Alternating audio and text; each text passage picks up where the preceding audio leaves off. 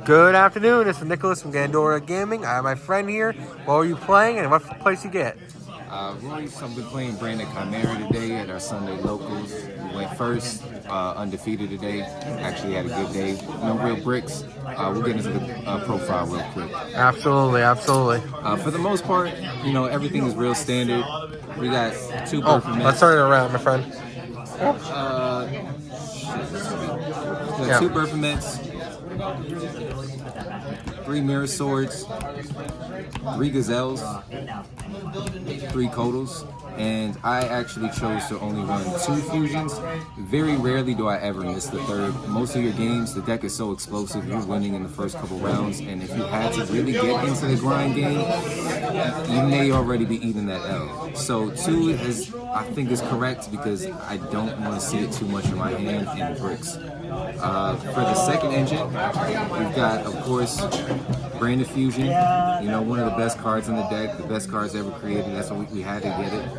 I run the two opening package along with Oliver because I like consistency. It's one of the most important things to me. I want to make sure that I can play the game. I don't like breaking. I hate having to just set pass and look at my opponent. Obviously, two Albaz is the reason that we're here. The whole reason Branded comes together. And I chose to do Hex Seal. For a while, I was running Visago. There's a lot of builds that like to use it because it's a theme, and it definitely has its uses.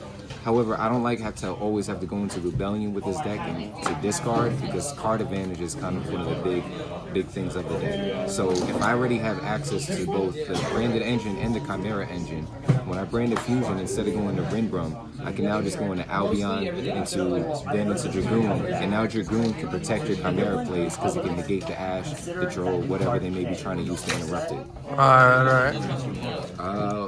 The next, we got, of course, our protection cards to insulate our plays. Gotta stop crossouts, and a Call by the Grave. Honestly, if you're not running crossout in this deck, you're just missing out. It's too great. You always have a target for it.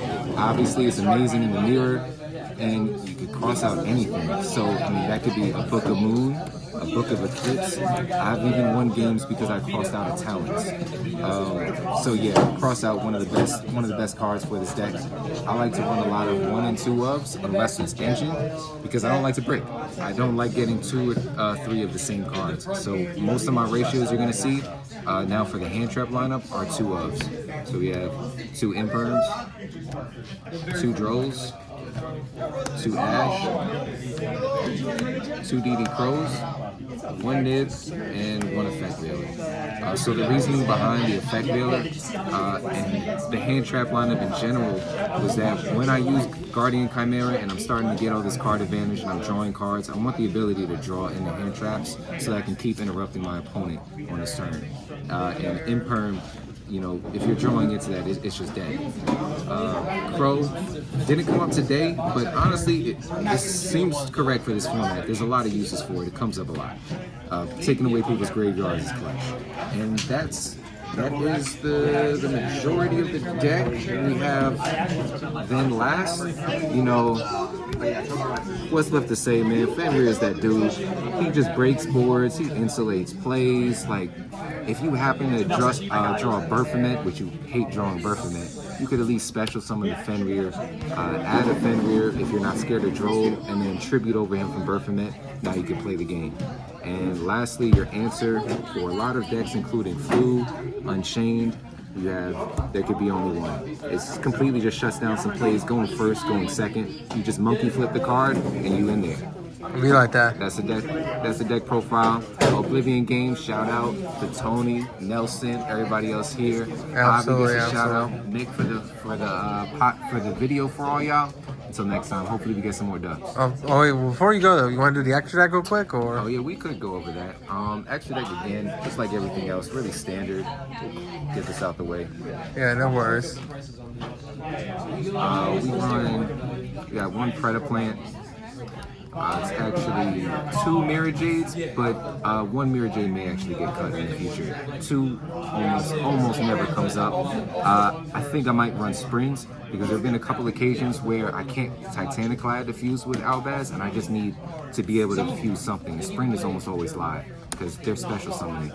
One Rebellion, he's clutch for OTK, getting back your resources. So many different times, I just go into Rebellion, I bring back the Illusion Beast, and I just put all my Illusion monsters back in deck. You can swing like 6 times, that's game.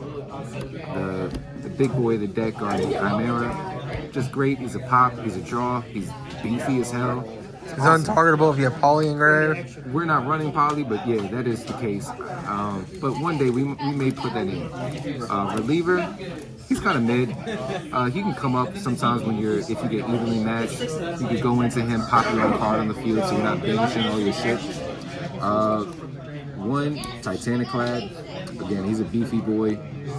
A lot of times you could just fuse into him. You're using Albaz by banishing Rimbrel. Or your one nib will come up because sometimes people just have monsters that are just too big to get over, or you're in the grind game, you just need to beat over it.